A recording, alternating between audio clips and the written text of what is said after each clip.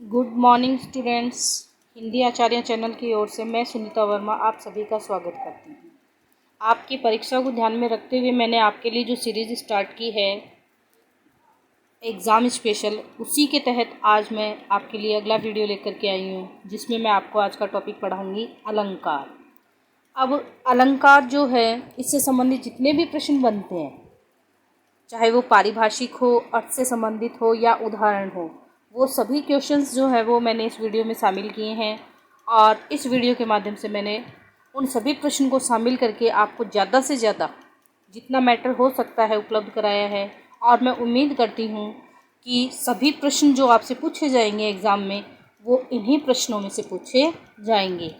अब ये जो टॉपिक है आपका 2 नंबर का टॉपिक आता है, और 2 नंबर के टॉपिक में 2 प्रश्न आपसे पूछे जाएंगे, जिसमें एक में अलंकार का नाम पूछा जाएगा उदाहरण देख करके, और एक में आपसे किसी भी अलंकार की परिभाषा देख करके नाम पूछा जा सकता है। और इसी के साथ जो है ये अलंकार 2 नंबर का टॉपिक तो है ही, साथ ही आप जब पद्य भाग में व्याख्याएं लिखते हो तो व्याख्या में जो विशेष का टॉपिक होता है उसमें अलंकार लिखना कंपलसरी होता है। और अगर हम उसमें अलंकार का नाम लिखते हैं पहचान करके, तो हमें उसमें 1 नंबर मिलता है। इसी के साथ आपका जो अपठित होता है, उस अपठित में भी कई बार जो है अलंकार के बारे में पूछ लिया जाता है। तो ये जो टॉपिक है वो आप ध्यानपूर्वक पढ़ें और अपना जो स्कोर है मार्किंग वाला, उसे निरंतर बढ़ाते रहें, जिससे कि आप एग्ज़ाम में जो है 90+ जो है हिंदी में लेकर के आ सके। तो आज के जो क्वेश्चन है वस्तुनिष्ठ क्वेश्चंस के रूप में मैंने अलंकार को बनाया है। इससे पहले जो है वो आपको थ्योरी जो है, इनकी परिभाषाएं हैं, भेद है, उदाहरण है, वो मैंने आपको गुड फॉर ऑल सीरीज़ के नाम से जो मेरी सीरीज़ है उसमें पढ़ा चुकी हूँ। और यहाँ मैंने एग्ज़ाम के तहत कि एग्ज़ाम में किस तरीके से प्रश्न पूछे जाएंगे, परीक्षा का पैटर्न चेंज हुआ है, उसी के अकॉर्डिंग मैंने आपके लिए प्रश्न बनाए हैं। अब सबसे पहला जो क्वेश्चन है अपना है अलंकार का शाब्दिक अर्थ है। तो यहाँ आपसे अलंकार का शाब्दिक अर्थ पूछा जा सकता है, जिसमें अलग अलग ऑप्शंस जो हैं वो आपको दिए हुए हो सकते हैं। ए, ब, से, द, 4 ऑप्शन आपको दिए हुए होंगे और उनमें अलग अलग शब्द जो है वो लिखे हुए होंगे। तो आपको बिल्कुल सटीक जो अर्थ है इसका वो आपको ध्यान रखना है, आभूषण या गहना। अब आभूषण या गहना जिस प्रकार से एक स्त्री की शोभा बढ़ाते हैं, उसी प्रकार से काव्य शास्त्र में अगर अलंकारों का प्रयोग किया जाता है तो जो पद हैं, जो कविताएं हैं, वो और भी ज़्यादा सुंदर दिखने लगती हैं। अलंकार किन 2 शब्दों के योग से बना है? तो अलंकार शब्द जो है आपके अलम और कार 2 शब्दों के योग से बना है। अब अलम और कार जो है इनका भी क्या होता है, अलग अलग अर्थ होता है।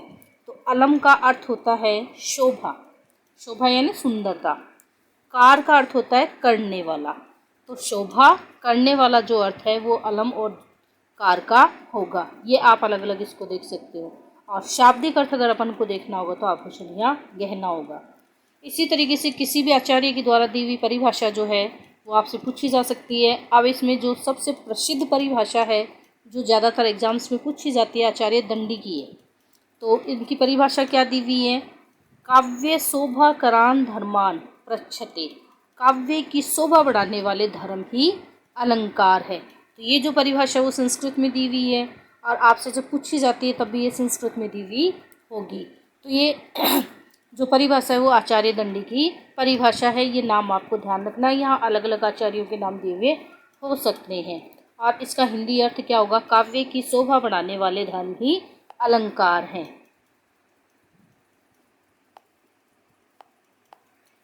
अलंकार रहित सरस्वती विधवा के समान मन को उलसित नहीं करती, किसने कहा है?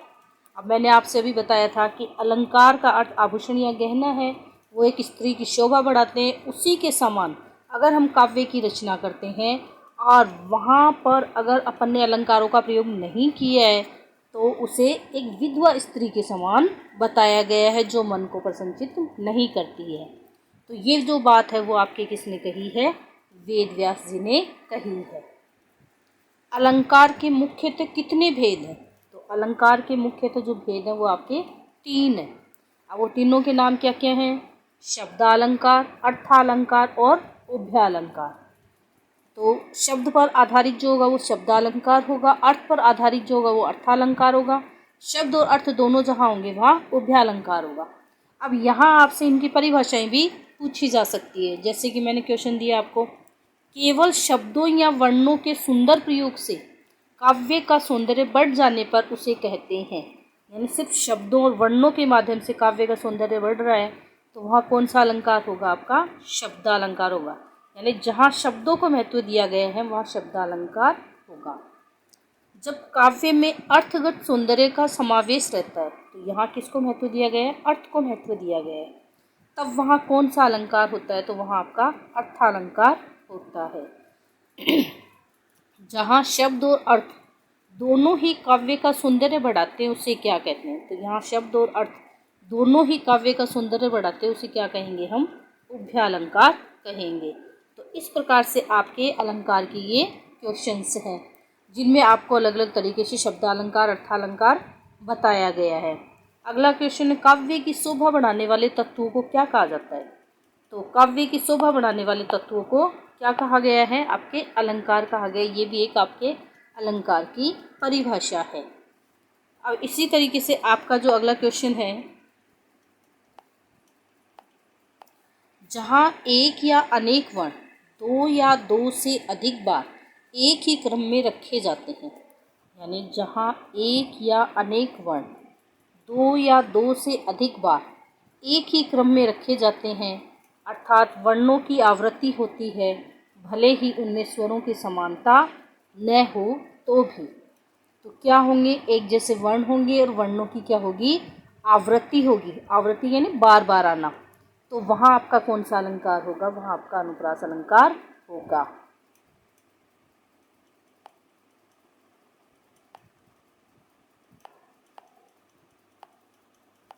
तो अनुप्रास अलंकार जो है वो आपके वर्णों की आवृत्ति होने पर होगा, चाहे उनमें स्वरों की समानता हो या ना हो। स्वरों से मतलब है उनकी मात्राएं एक जैसी हो या ना हो। अब आपके पास है उदाहरण, तरणी तनुजा तट तमाल तरुवर बहुछाए पंक्ति में अलंकार है। तो ऊपर अपन ने पढ़ा था वर्णों की आवृत्ति। अब देखिए आप यहाँ वर्ण आ रहे हैं, तय, तय, त और तय। तो यहाँ तय वर्ण की जो आवृत्ति है वो बार बार हो रही है, तो तय वर्ण की आवृत्ति के कारण यहाँ कौन सा अलंकार होगा? आपका अनुप्रास अलंकार होगा। अब है आपका क्वेश्चन, अनुप्रास अलंकार के भेद कितने हैं? तो अनुप्रास अलंकार के आपके 5 भेद हैं। अनुप्रास के भेद कितने यहाँ आपसे प्रश्न पूछा जा सकता है। 7 है, 6 है, 5 है, 4 है। तो आपको ये ध्यान रखना है कि इसके जो भेद हैं वो 5 है। अब उन पाँचों के नाम क्या क्या हैं ये प्रश्न भी आपसे पूछा जा सकता है कि इनमें से आपको 3 इसके नाम दे दे, एक अलग से नाम दे दे। तो आपको ये पाँचों नाम भी ध्यान होने चाहिए, जिसमें फर्स्ट है आपका छिक्कानुप्रास, वृत्त्यानुप्रास, श्रुत्यानुप्रास, अनत्यानुप्रास और लाटानुप्रास। ये पांचों आपके भेद हैं। इसी के साथ इनकी जो परिभाषाएं हैं वो भी आपसे पूछी जा सकती हैं। तो यहाँ जहाँ कोई वर्ण 2 बार आए, अर्थात वर्ण की एक ही बार आवृत्ति हो, वहाँ अलंकार होता है। यानी कोई वर्ण है वो एक बार तो आएगा ही, एक बार आने के बाद दोबारा आएगा, तभी ये पता चलेगा कि वो सेम वर्ण है। तो वहाँ जो है आपका कौन सा अलंकार होगा? छिक्कानुप्रास अलंकार होगा। जैसे आपके लिए उदाहरण दिया मैंने क्वेश्चन में, कानन कठिन भयंकर भारी। अब यहाँ देखिए क एक बार से दोबारा आए, ह और भय, तो एक बार ये तो आएगा ही, इसके बाद ये एक ही बार हो रहा है। इसी तरीके से भय तो आया है, इसके बाद एक ही बार ये आया है। तो ये यहाँ से इसकी गिनती स्टार्ट होती है और इसकी जो परिभाषा है उसके अकॉर्डिंग वर्ण 2 बार आएगा, अर्थात वर्ण की एक ही बार आवृत्ति होगी, तो एक ही बार इसकी क्या हुई है? आवृत्ति हुई है। इसलिए यहाँ आपका छिक्कानुप्रास अलंकार है। अगला प्रश्न है, जहाँ वर्ण 2 से अधिक बार आए वहाँ अलंकार होता है। तो अब आपका वर्ण कितनी बार आएगा? 2 बार। 2 से अधिक बार भी हो सकता है, तो वहाँ आपका कौन सा अलंकार होगा? वृत्त्यानुप्रास अलंकार होगा। तो ये है आपके अनुप्रास अलंकार के विभिन्न जो उसके भेद हैं, उनकी परिभाषाएं और उदाहरण। अब आपका वृत्त्यानुप्रास का उदाहरण है कि वीरति विवेक विमल विज्ञाना। अब देखिए वीरति विवेक विमल विज्ञाना, अनुप्रास तो यहाँ होना ही है क्योंकि वह वर्ण की आवृत्ति हो रही है। इसके बाद अगर इसके भेद की अपन को पहचान करनी होगी तो ये आपके अनुप्रास के वृत्त्यानुप्रास अलंकार होगा। अनुप्रास का भेद है आपके वृत्यानुप्रास, 2 या 2 से अधिक बार जो है वर्णों की आवृत्ति होगी। जहाँ एक ही उच्चारण स्थान वाले अधिक वर्ण हो वहाँ अलंकार होता है। तो जहाँ एक ही उच्चारण स्थान आपको वर्णों के उच्चारण स्थान बताए हुए हैं, जैसे कंठ से होता है, तालु से होता है, मूर्धन्य होता है, तो ये अलग अलग वर्ण होते हैं, इनका उच्चारण स्थान भी अलग अलग होता है। तो एक ही उच्चारण स्थान जैसे त, थ, द, ध, एक ही उच्चारण स्थान वाले हो गई, तो अगर वही वर्ण बार बार आए तो वहाँ आपके अलंकार होगा श्रुत्यानुप्रास अलंकार। तुलसीदास सिदत निस्दिन देखत तुम्हारी निठुराई। अब देखिए यहाँ आप देख रहे होंगे कि तय उसी लाइन से आ रहा है, द उसी लाइन से आ रहा है। अब इसी तरीके से आपके न उसी से आ रहा है, द उसी से आ रहा है। तो एक ही उच्चारण स्थान वाले जो वर्ड हैं वो यहाँ ज़्यादा आ रहे हैं, इसलिए यहाँ पर आपका अलंकार जो है वो होगा श्रुत्यानुप्रास अलंकार। अगला क्वेश्चन है, छंद के अंत में स्वरों की आवृत्ति हो वहाँ कौन सा अलंकार होता है। छंद से मतलब है आपकी कविता की जो पंक्तियाँ दी हुई है उनके लिए, अगर उनके अंत में स्वरों की यानी मात्राओं की क्या होगी, आवृत्ति होगी, बार बार आएंगी, तो वहाँ आपका अनत्यानुप्रास अलंकार होगा। अगला जो क्वेश्चन है, काव्य में शब्दों या वाक्यांशों की आवृत्ति होती है परंतु शाब्दिक अर्थ में कोई अंतर नहीं होता है, लेकिन अन्वय भेद करने पर तात्पर्य बदल जाता है, वहाँ अलंकार होता है लाटानुप्रास अलंकार होता है। तो क्या परिभाषा दी, काव्य में शब्दों या वाक्यांशों यानी पूरा वाक्य की आवृत्ति होती है परंतु शाब्दिक अर्थ में कोई अंतर नहीं होता, यानी अर्थ में कोई अंतर नहीं होता, लेकिन अन्वय यानी व्याख्या करने पर तात्पर्य यानी अर्थ बदल जाता है, वहाँ अलंकार होता है आपका लाटानुप्रास अलंकार होता है। तो ये जो है आपके अनुप्रास अलंकार के जो भेद हैं वो मैंने आपको इसके माध्यम से 5 भेदों के बारे में बताया है। अब उदाहरण देखिए, वे घर है वन ही सदा जहाँ बंधु वियोग, वे घर है वन ही सदा जह नहीं बंधु वियोग।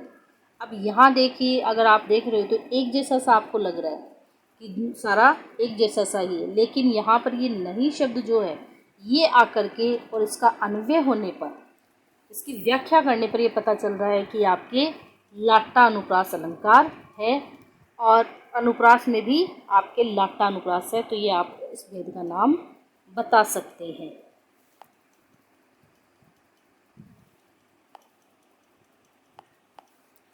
अगला प्रश्न है आपका, कागा काको धन हरे कोयल काको दे मीठा शब्द सुनाए के जग अपनों कर ले, निम्न पंक्ति में कौन सा अलंकार है। तो ये जो है आपके चैप्टर से ली गई, ये आपके काव्य खंड से ली गई पंक्तियां हैं जो आपके चैप्टर में आई हैं, उनके बारे में मैं बता रही हूँ आपको कि कागा काको धन हरे कोयल काको दे मीठा शब्द सुनाए के जग अपनों कर ले, तो पंक्ति में कौन सा अलंकार है। तो आप देख रहे हो बार बार वर्णों की आवृत्ति हो रही है, क का वर्ण की आवृत्ति बार बार हो रही है, इसलिए यहाँ आपका अनुप्रास अलंकार होगा। वही मनुष्य जो मनुष्य के लिए मरे, अब वही मनुष्य जो मनुष्य के लिए मरे, फिर वाक्यांशों की आवृत्ति हो रही है, तो यहाँ पर भी वर्णों की आवृत्ति भी हो रही है, तो अलंकार आपका होगा लाटानुप्रास अलंकार। अगला क्वेश्चन आपका, सघन कुंज छाया सुखद शीतल सुरभि समीर, पंक्ति में कौन सा अलंकार है। तो ये जो पंक्तियां हैं ये भी आपकी मैंने चैप्टर से ली हैं, और चैप्टर में जब अगर आपके पास ये व्याख्या आ जाती है और वहाँ आपको ये अलंकार का जो नाम है वो काम में आएगा, कि वहाँ आप लिख सकते हो कि यहाँ पर वृत्यानुप्रास अलंकार का प्रयोग किया गया। इसी के साथ अगर आपसे ऑब्जेक्टिव क्वेश्चन में पूछ लिया जाता है तो वहाँ भी आप ये आसानी से बता सकते हो कि इस पंक्ति में आपके वृत्यानुप्रास अलंकार है। क्यों है, क्योंकि स वर्ण की आवृत्ति आपको दिख रही है बार बार, इसलिए यहाँ पर वृत्यानुप्रास अलंकार है। अब आपका जो अगला अलंकार है वो है आपका यमक अलंकार। अब यमक अलंकार से बनने वाले जितने भी क्वेश्चंस हैं वो मैं आपको यहाँ बता रही हूँ, और चैप्टर से संबंधित जितने भी उदाहरण हैं वो भी मैंने इसमें शामिल कर लिए हैं कि आप जो है व्याख्या वाला जो विशेष का पॉइंट है वो भी आप ना छोड़ें और आप उससे नंबर ले सकें। और इसी के साथ अलंकार वाले तो आपको लेने ही लेने हैं। यमक का शाब्दिक अर्थ है, तो यमक का शाब्दिक अर्थ होता है युग्म या जोड़ा। तो यहाँ आपसे प्रश्न पूछा जा सकता है ऑब्जेक्टिव में, यमक का शाब्दिक अर्थ है, तो अलग अलग ऑप्शंस आपको दिए हुए होंगे, जिनमें एक ऑप्शन ये भी आपको दिया होगा कि युग्म या जोड़ा, तो आप इसको लिख सकते हैं।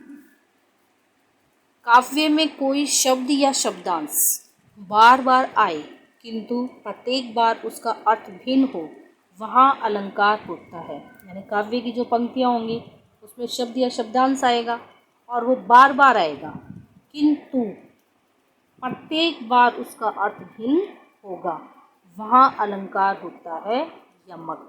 अब ऊपर मैंने जैसे बताया है कि यमक का शाब्दिक अर्थ ही युग्म या जोड़ा है, तो कोई भी शब्द आएगा वो जोड़े में आएगा। जोड़े से मतलब है 2 बार तो आएगा ही। अगला क्वेश्चन है यमक अलंकार के कितने भेद हैं? तो यमक अलंकार के आपके 2 भेद हैं और उन दोनों भेदों के नाम क्या है? अभंग यमक और सभंग यमक। काव्य में पूरे शब्दों की आवृत्ति होती है, यानी एक तो होता है शब्द को तोड़ना, एक होता है पूरा शब्द एक साथ। तो जहाँ काव्य में पूरे शब्द की आवृत्ति होगी बार बार एक जैसी, वहाँ आपका अभंग यमक होगा। और अगर आपने देखा हो तो इस शब्द का अर्थ ही क्या होगा? अभंग, यानी जिसे तोड़ा नहीं जा सके। यही इसकी परिभाषा है। अगर आपके इसके नाम के अर्थ को जान लेते हैं तो इनकी परिभाषा आपको याद करने की जरूरत ही नहीं पड़ेगी। 3 बेर खाती थी वह 3 बेर खाती है। अब 3 बेर खाती थी वो 3 बेर खाती है, तो इसमें देखो आप 3 बेर और इधर भी 3 बेर, दोनों शब्द एक जैसे दिख रहे हैं अपन को, लेकिन जब अपन इनका अर्थ करेंगे तो 3 बेर से यहाँ तो 3 बेर है और यहाँ 3 बेर से मतलब है 3 बार। तो इन दोनों शब्दों के अर्थ क्या हुए? आपके अलग अलग हुए। तो पंक्ति में अलंकार होगा आपका, यमक तो होना ही है। और यमक के साथ साथ अपन ने देखा कि यहाँ शब्द को अपन को तोड़ना नहीं पड़ा, इसलिए यहाँ पर आपके अभंग यमक अलंकार होगा।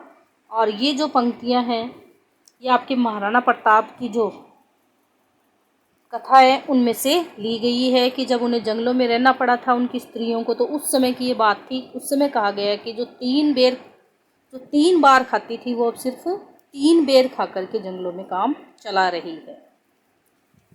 नगन जड़ाती थी वो नग्न जड़ाती है, पंक्ति में अलंकार है। तो यहाँ आपके जो पंक्ति है इसमें नग्न जड़ाती थी वो नगन जड़ाती है, तो बिल्कुल एक जैसा चल रहा है आपके यहाँ, एक जैसे शब्द हैं, अर्थ अलग अलग हैं, तो आपके यहाँ यमक होगा और यमक में भी आपका अभंग यमक होगा, शब्द को तोड़ना नहीं पड़ा है। जहाँ शब्दांश की आवृत्ति पूर्व कर्म के अनुसार होती है, शब्दांश की आवृत्ति पूर्व यानी पहले के कर्म के अनुसार होती है, परंतु शब्द को तोड़कर आवृत्ति देखी जाती है। अब यहाँ आवृत्ति तो होगी लेकिन उसमें क्या करना पड़ेगा? अपन को शब्द को तोड़ना पड़ेगा, वहाँ अलंकार होता है सभंग यमक। तो सभंग का अर्थ ही क्या है? जिसे भंग करना पड़े।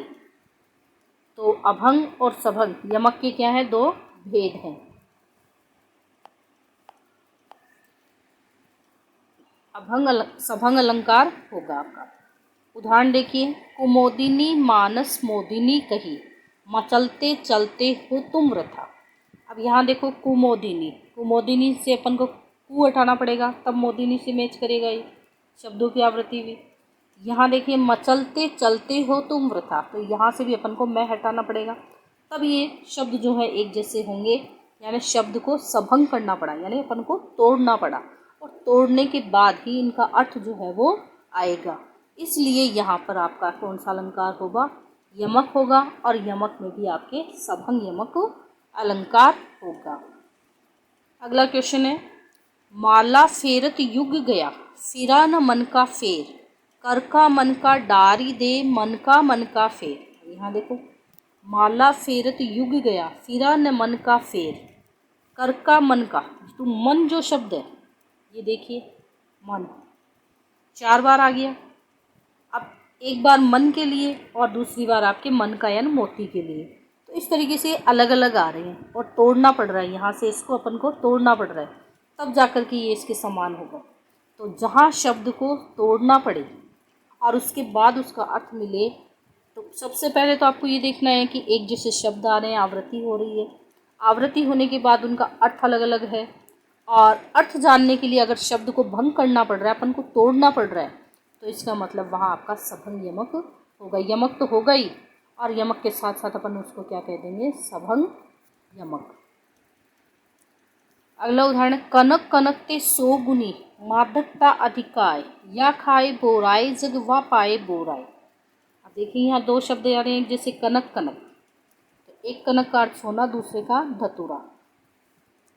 तो इन दोनों में क्या होता है, 100 गुना नशा होता है। शब्द को अपन को तोड़ना नहीं पड़ा अर्थ जानने के लिए।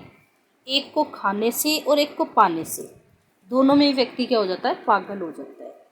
तो ये तो कंफर्म हुआ कि यहाँ यमक अलंकार है, एक जैसे शब्द आ रहे हैं, अलग अलग अर्थ है। अब यहाँ अपन को ये देखना कि अभंग है कि सभंग है। तो उसके लिए अपन क्या करेंगे, कनक और कनक दोनों शब्दों को अपन को तोड़ना नहीं पड़ा, तो जहाँ तोड़ना नहीं पड़ेगा वहाँ आपका अभंग शलेष होगा, सॉरी अभंग यमक होगा। तो ये क्या है, आपका यमक अलंकार का उदाहरण है। अब ये भी आपके चैप्टर से दिया हुआ है कि उर्वशी मेरे हृदय की, उर्वशी तुम पर निछावर पंक्ति में अलंकार है। तो यहाँ जो है उर्वशी और यहाँ जो है उर्वशी, तो एक तो है हृदय में बसी हुई और दूसरा है आपके नाम। तो इस तरीके से अपन देखते हैं कि यहाँ शब्द को अपन तोड़ेंगे तब जा कर के इसका अर्थ निकल पाएगा। शब्द एक जैसे हैं, अर्थ करने के लिए एक शब्द को अपन को तोड़ना पड़ रहा है, तब यहाँ पर क्या होगा, आपका एक जैसे शब्दों की आवृत्ति के कारण यमक अलंकार है, तोड़ना पड़ रहा है इसलिए यहाँ पर आपका सभंग यमक होगा। तो इस प्रकार से जो है अपन ने अलंकार जो हैं उसमें मैंने आज आपको 2 अलंकार पढ़ाए हैं, अनुप्रास और यमक। उसमें जितने क्वेश्चन बन सकते थे वो सभी क्वेश्चंस मैंने बना दिए हैं, एक भी क्वेश्चन इसमें से छोड़ा नहीं है। तो आप जो हैं इनको पढ़ लें, आपके अनुप्रास और यमक अलंकार। दिन में कम से कम एक बार आप इनको रिवाइज़ करते हैं अगर, तो जब भी आपको टाइम मिले आप इनको सुने, और सुनने के बाद जो है बार बार जब आप इनको सुन लेंगे तो उसके बाद अपने आप ही आपको ये चीज़ें याद हो जाएंगी, और एग्ज़ाम में जब आपको ये प्रश्न दिखेगा तो हाथों हाथ जो है आप उसके सही आंसर पर टिक कर देंगे, और इस प्रकार से आपके जो 2 नंबर हैं एग्ज़ाम के वो आपके पक्के हो जाएंगे, और धीरे धीरे जो है आप जो है स्कोर बढ़ाने की तरफ बढ़ रहे हैं। और मैं ये चाहती हूँ कि आपकी जो मार्किंग है वो बहुत अच्छी हो, और आप जो है पूरे नंबर जो है हिंदी में वो लेकर कर के आएँ, और इस समय का जो है सदुपयोग करें।